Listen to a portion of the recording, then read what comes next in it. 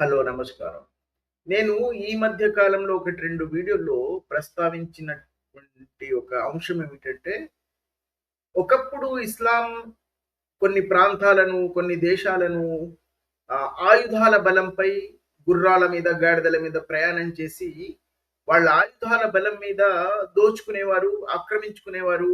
అక్కడ ఇస్లామిక రాజ్యం స్థాపించేవారు.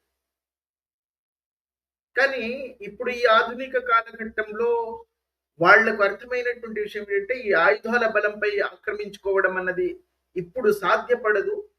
పైగా అది చాలా ప్రమాదకరమైనటువంటి అంశం కాబట్టి, ఏమాత్రం రిస్క్ లేకుండా ఆయా దేశాలను మనం ఆక్రమించుకోవాలంటే ఒక కొత్త పద్ధతులను ఆవిష్కరించక తప్పదు. ఆయుధాల బలంపై మనం వెళ్ళడానికి, ఆక్రమించుకోవడానికి, దాడులు చేయడానికి, వాళ్ళ స్త్రీలను బానిసల్ని చేసుకోవడానికి, సొత్తు సంపదలు దోచుకోవడానికి ఇప్పుడు సాధ్యపడనటువంటి పరిస్థితులున్నాయి కాబట్టి, కొత్త రకాలైనటువంటి పద్ధతులను అవలంబించాలి అని ఎప్పుడైతే ఈ ఇస్లామిక తీవ్రవాదులు భావించారో, వాళ్ళు అప్పుడు ఒక కొత్త పద్ధతిని ఆవిష్కరించుకున్నారు.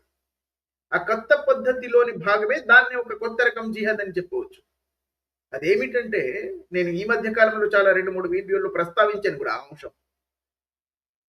ఏ దేశాల్లో అయితే వాళ్ళు అక్రమంగా వలసదారులుగానో, అక్రమంగానో అక్కడ వలసదారులుగా స్థిరపడతారో, అక్కడ ముఖ్యంగా తమ యొక్క సంతానాన్ని పెంచుకోవడం, తమ యొక్క సంఖ్యను పెంచుకోవడం, ఓటు బ్యాంక్‌గా మారిపోవడం, అక్కడున్నటువంటి మూల నివాసులకు వీళ్ళ యొక్క ఓటు ప్రాధాన్యతను బోధించడం, బోధ్యపడలేక వాళ్లకు వీళ్ళ యొక్క ప్రాధాన్యతను బోధ్యపడేలాగా ప్రవర్తించడం. దానివల్ల మా ఓట్లు ఒకవేళ మీకు లభించకపోతే మీరు పదవులను అలంకరించలేరు, మీరు గెలవలేరు అని వాళ్లకు అర్థమయ్యే విధంగా ప్రవర్తించడం.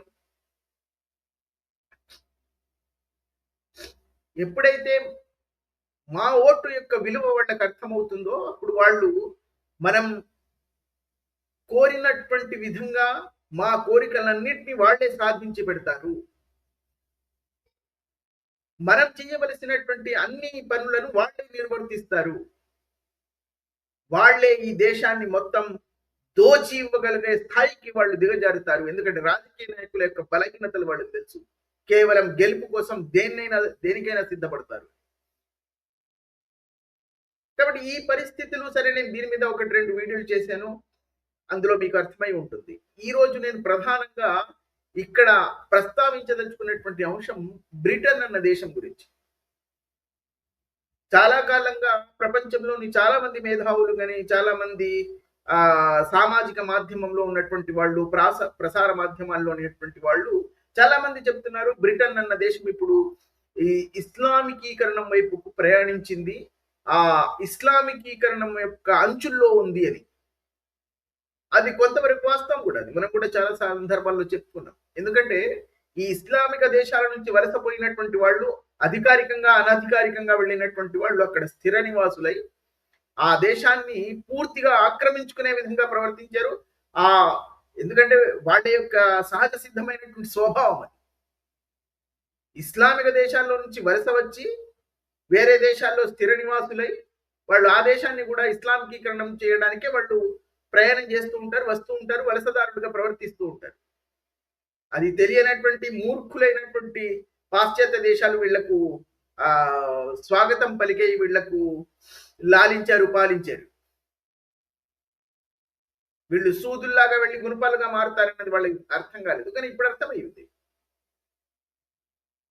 అయితే ఈ బ్రిటన్ లో ఉన్నటువంటి అక్కడ ఉన్నటువంటి స్థిర నివాసులు, అక్కడ ఉన్నటువంటి మూల నివాసులు ఎవరైతే ఉన్నారో వాళ్ళు అర్థం చేసుకునే వరకు ఆలస్యం అయిపోయింది. ఇప్పుడు కానీ వాళ్ళకి అర్థం కావడం లేదు. ఇంకా చాలా మందికి అర్థం కాలేదు, కానీ కొంతమందికి ఇప్పటికి అర్థం అయిపోయింది వాళ్ళు ఎంతటి ప్రమాదంలో ఇరుక్కున్నారు. ఎందుకంటే అక్కడ జరుగుతున్నటువంటి ఎన్నికల్లో ప్రధానంగా ఈ ఇస్లామిక దేశాల నుంచి వలస వచ్చినటువంటి వాళ్ళు ఎన్నుకోబడుతున్నారు. వాళ్ళు భరణంలో అధికారులుగా కొనసాగుతున్నారు. Assalamu alaikum and Eid Mubarak to everyone celebrating the end of Ramadan. I'll be honest, this year found fasting from చాలా మంది బ్రిటన్ షరియా ఇన్ బ్రిటన్ అని బహిరంగంగా ప్రఖ్యాపిస్తున్నారు.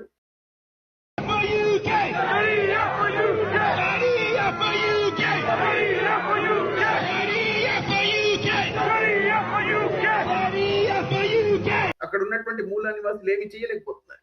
రాజకీయ నాయకులు ఎలాగూ వీళ్ళ ఓట్ల కోసం వాళ్ళు ఏం చెప్తే అది చేయడానికి సిద్ధంగా ఉంటారు. వాళ్ళు అన్ని కోరికలు తీర్చడానికి సిద్ధంగా ఉంటారు. ఆ దేశాన్ని దోచి వాళ్ళ చేతుల్లో పెట్టడానికి సైతం వాళ్ళు సిద్ధపడతారు. అదే నేను చెప్పింది.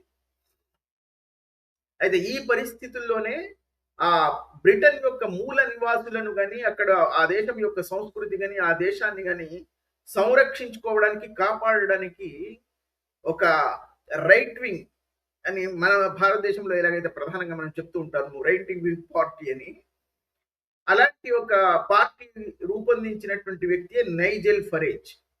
రిఫార్మ్ యూకే అని ఒక పార్టీని స్థాపించారు ఆయన. స్థాపించిన తర్వాత అన్వయంగా అది విజయం సాధించడం ప్రారంభించింది.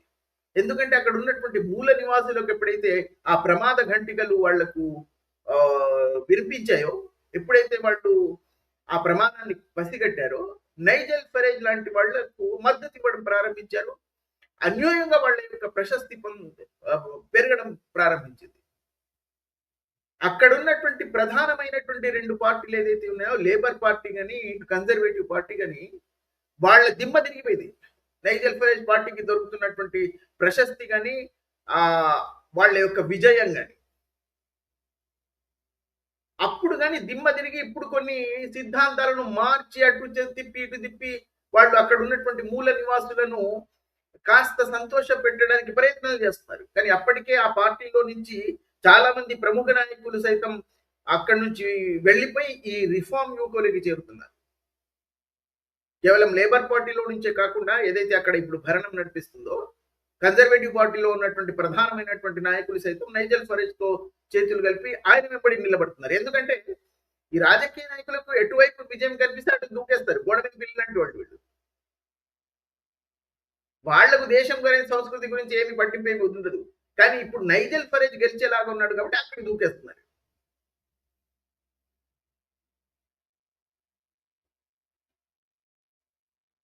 ఇప్పుడు చాలా మంది లేబర్ పార్టీలో నుంచి వచ్చి వేరే పార్టీలు కూడా స్థాపిస్తున్నారు. అందులో లేబర్ పార్టీ నుంచి వచ్చినటువంటి ఒక ప్రముఖ నాయకుడు జెర్మీ కోర్బిన్ అని, ఆయన ఒక యువర్ పార్టీ అని పెట్టారు. దాని ప్రధాన శిల్పి అయినటువంటి ఒక స్త్రీ సారా సుల్తానా, ఆవిడ ఈ జెర్మీ కోర్బిన్ అని ఇద్దరు కలిసి ఒక యువర్ పార్టీ అని స్థాపించారు. మరొకరు గ్రీన్ పార్టీ అని స్థాపించారు.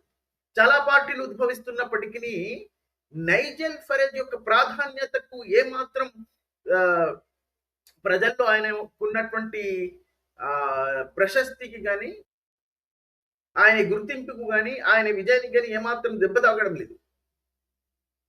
ప్రజల్లో ఆయన పట్ల ఉన్నటువంటి ప్రీతి ఏమాత్రం తగ్గలేదు అని చెప్పాలి. ఎన్ని పార్టీలు కొత్తవి ఉద్భవించినప్పటికీ నైజెల్ ఫరేజ్ యొక్క రిఫార్మ్ యూకేకి రోజు రోజుకు ప్రాధాన్యత ఎక్కువ పెరుగుతుంది. ఎక్కువ మంది అందులో చేరుతున్నారు. అది విజయం వైపు చాలా వేగవంతంగా ప్రయాణం చేస్తుంది.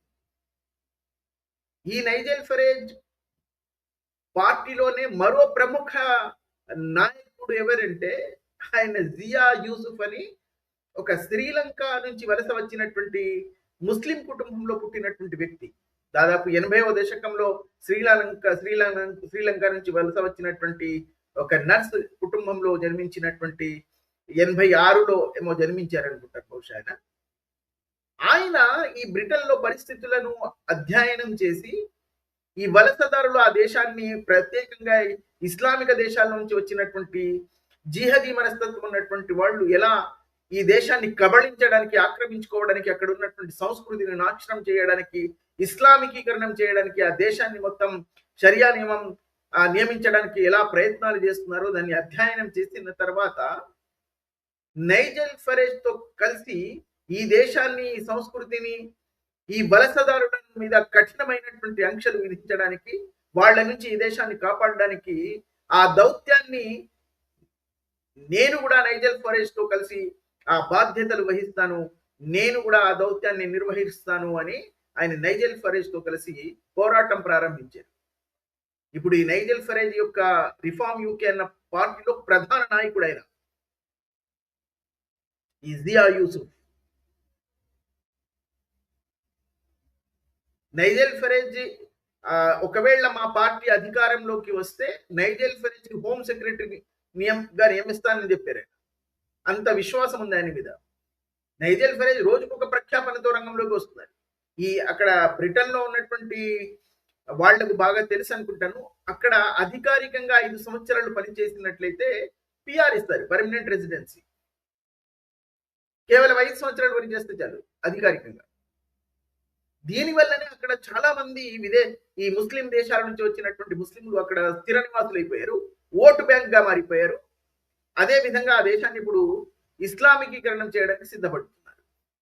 ఈ ప్రమాదాన్ని పసిగట్టినటువంటి నైజెల్ ఫరేజ్, ఈ జియా యూసుఫ్ లాంటి వాళ్ళు రంగంలోకి దిగి దీన్ని ఎట్టి పరిస్థితుల్లో ఇప్పుడు వీళ్ళ చేతుల్లోకి ఇది వెళ్ళకూడదు, ఈ దేశం దీన్ని కాపాడాలి అని కంకణం కట్టుకొని వాళ్ళు ఇప్పుడు ఈ 5 సంవత్సరాలకు దొరికే పిఆర్ ను రద్దు చేస్తామని చెప్పాడు. ముందేమో దాన్ని 10 సంవత్సరాలకు పొడిగిస్తామని చెప్పారు. రోజుకొక ప్రఖ్యాపన చేస్తారని కొత్తగా. అందుకే ప్రజల్లో ఆయన యొక్క ప్రశస్తి చాలా పెరుగుతుంది రోజు రోజుకి. అయితే నిన్న ఈ జియా యూసుఫ్ ఒక కొత్త ప్రకటనతో రంగంలోకి దిగారు. మళ్ళీ ఒకవేళ మా పార్టీ అధికారంలోకి వచ్చి నన్ను హోమ్ సెక్రటరీగా నియమిస్తే ఈ పర్మనెంట్ రెసిడెన్సీ అన్నది పూర్తిగా సమాప్తం చేస్తాను, ఏ ఒక్కరికి కూడా పర్మనెంట్ రెసిడెన్సీ ఇవ్వము. 5 సంవత్సరాలు ఇక్కడ వృత్తి నిర్వహించిన తర్వాత మళ్ళీ అదే వృత్తిలో వాళ్ళు కొనసాగాలి అంటే మేము వాళ్లకు వర్క్ పర్మిట్ ఇస్తాం. దానికి వాళ్ళు వీసా ఫీజులు కట్టాలి. అది మాత్రమే కాదు, బ్రిటన్ లో ఉన్నటువంటి వాళ్ళకి బహుశా తెలిసి ఉంటుంది, NHS సర్చార్జ్ అని ఒకటి ఉంటుంది. చాలా పెద్ద మొత్తంలో కట్టవలసి ఉంటుంది, దాదాపుగా 1000 పౌండ్లు కట్టవలసి ఉంటుంది సంవత్సరానికి. అంటే దాదాపు 7 లక్షల రూపాయలు కట్టాలి. దాని తర్వాత ఈ వీసా ఫీజులు అవి ఇవి కలిపి ఒక వ్యక్తి మళ్ళీ 5 సంవత్సరాల తర్వాత అదే వృత్తిలో కొనసాగదలుచుకుంటే ఒక వ్యక్తి 10 లక్షల రూపాయలు కట్టాల్సి ఉంటుంది దాదాపుగా. దిమ్మ తిరిగింది ఒక్కొక్కళ్ళకి. ఇప్పుడు ఒకవేళ రిఫార్మ్ యూకే అధికారంలోకి వస్తే ఇది వాళ్ళు తప్పకుండా అమలు చేస్తారనేది కూడా వాస్తవం. అందులో చాలా మంది ఇప్పుడు అక్కడ బ్రిటన్ లో పనిచేస్తున్నటువంటి మన దేశంలో ఉన్నటువంటి వాళ్ళు, మన తెలుగు వాళ్ళు కూడా చాలా మంది ఉన్నారు. కొందరు డాక్టర్స్ గా ఉన్నారు, కొందరు నర్సులుగా ఉన్నారు, కేర్ టేకర్లుగా ఉన్నారు, ఐటీ రంగంలో ఉన్నారు. అయితే ఆరోగ్య రంగంలో ఉన్నటువంటి వాళ్ళకు NHS సర్చార్జ్ లేదనుకుంటాను బహుశా, నాకు తెలిసి. కానీ మిగతా వాళ్ళందరికీ ఉంది. కానీ ఇప్పుడు వాళ్ళందరికీ ఇది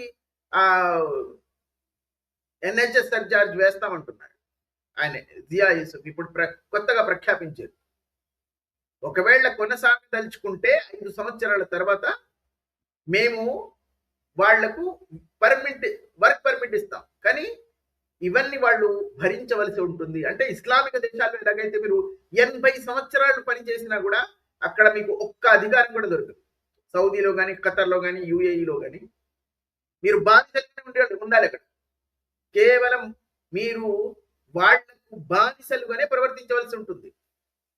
కనీసం ఈ పాశ్చాత్య దేశాల్లో అలా అంత దారుణంగా లేదు పరిస్థితులు. వాళ్ళు 5 సంవత్సరాల తర్వాత బ్రిటన్ ఇచ్చారు, కానీ దాని యొక్క అనుభవించారు. అలా ఇచ్చినందుకు ఏం జరుగుతుందో వాళ్ళు అనుభవించవలసి ఉంటుంది. అందుకే ఈ మార్పులు తీసుకొస్తున్నారు. అరబ్ దేశాల్లో ఉన్నటువంటి, ఇస్లామిక దేశాల్లో ఉన్నటువంటి నియమం లాంటి నియమాలు కనుక మనం ఇప్పుడు తీసుకురాకపోతే మన దేశాన్ని మనం కాపాడుకోలేమన్న సత్యం అడిగి ఇప్పుడు కానీ బోధ్యపడలేదు. కానీ ఇలాంటి కఠినమైనటువంటి నిర్ణయాలు ఆ దేశం కనీసం ఇప్పటికైనా తీసుకోవడానికి సిద్ధపడుతుంది కొంతమంది. ఇప్పుడు నైజెల్ ఫరేజ్ నిజంగా అధికారంలోకి వస్తారా, వాళ్ళ పార్టీ గెలుస్తుందా లేదా అన్నది మనం నిశ్చయంగా చెప్పలేం. కానీ బహుశా రావడానికి అవకాశాలు చాలా కనిపిస్తున్నాయి. ఎందుకంటే ఈ లేబర్ పార్టీలు, కన్జర్వేటివ్ పార్టీ కూడా వాళ్ళు సిద్ధాంతాలు మార్చుకొని ఎన్నో కింద మీద దొర్లుతున్నారు. ఇటు లేబర్ పార్టీ అయితే పూర్తిగా మార్చుకోవడానికి సిద్ధపడుతుంది, ఎందుకంటే చాలా మంది నాయకుడు వెళ్ళిపోతున్నారు. వాళ్లకు ప్రమాద ఘంటికలు మోగుతున్నాయి వాళ్ళ పార్టీలో కూడా. మూల నివాసులు ఎంత దృఢ నిశ్చయంగా ఉన్నారో ఇప్పుడు కానీ అర్థం కావట్లేదు. ఇప్పుడు మన దేశంలో కూడా రాజకీయ నాయకులు కానీ ఎవరైనా రాజకీయ నాయకులు ఇంత కఠినంగా నిర్ణయాలు తీసుకోగలిగే వాళ్ళు రాగలిగితే మాత్రమే ఈ దేశ సంస్కృతి కానీ ఈ దేశాన్ని ఇలాంటి జిహదీల నుంచి రక్షించడానికి అవకాశం ఉంటుంది. ఎందుకంటే రాజకీయ నాయకులు నేను చాలా సార్లు చెప్పాను, వాళ్లకు కేవలం గెలిపే కావాలి. ఈ గెలుపు కోసం ఈ జిహదీలను వాళ్ళు నెత్తి మీద కిరీటంలో వాళ్ళు నెత్తి మీద కూర్చుండబెట్టుకుంటారు. వాళ్ళు అడిగిన కోరికలన్నీ సాధించడానికి సిద్ధపడతారు.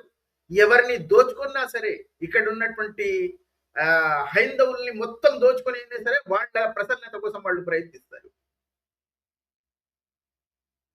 వరాల మీద వరాలిస్తారు వాళ్ళకి, మైనారిటీల పేరు మీద. దానికి సిద్ధపడతారు రాజకీయ నాయకులు. ఈ దేశాన్ని కఠినమైనటువంటి నిర్ణయాలు తీసుకోగలిగే ఒక కొత్త రాజకీయ నాయకుడు కావలసిన అవసరం ఉంది. బ్రిటన్ లో నైజెల్ ఫరేజ్ లాంటి వాళ్ళు ఒకరు, భారతదేశంలో కూడా చాలా అవసరం. చాలా కఠినమైనటువంటి నిర్ణయాలు తీసుకోగలగాలి, ఎవరికి భయపడకుండా. అప్పుడు కానీ ఈ దేశ సంస్కృతి కానీ ఈ దేశంలో ఉన్నటువంటి హైందవులకు రక్షణ కానీ కల్పించబడదు, ఈ దేశం రక్షించబడదు.